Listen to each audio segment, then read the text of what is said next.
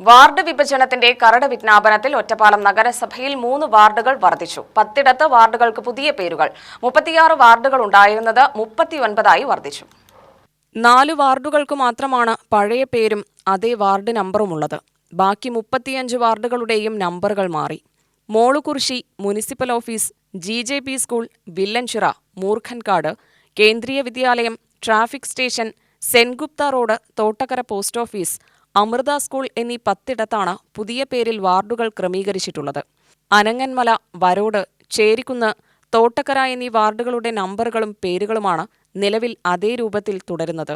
അരീക്കപ്പാടം NSS college, Thennadi Bazar, government hospital എന്നീ പേരുകളിൽ വാർഡുകളില്ല.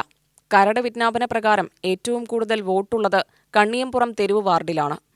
1500 പേരാണ് ഈ വാർഡിലുള്ളത്. തോട്ടക്കര പോസ്റ്റ് ഓഫീസ് വാർഡിൽ 1493 വോട്ടുണ്ട്.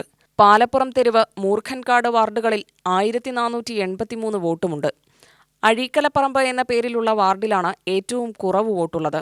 ആകെ 1241 വോട്ട് മാത്രം. അമൃത സ്കൂൾ വാർഡിൽ 1244 വോട്ടാണുള്ളത്. UTV news, Palakkad.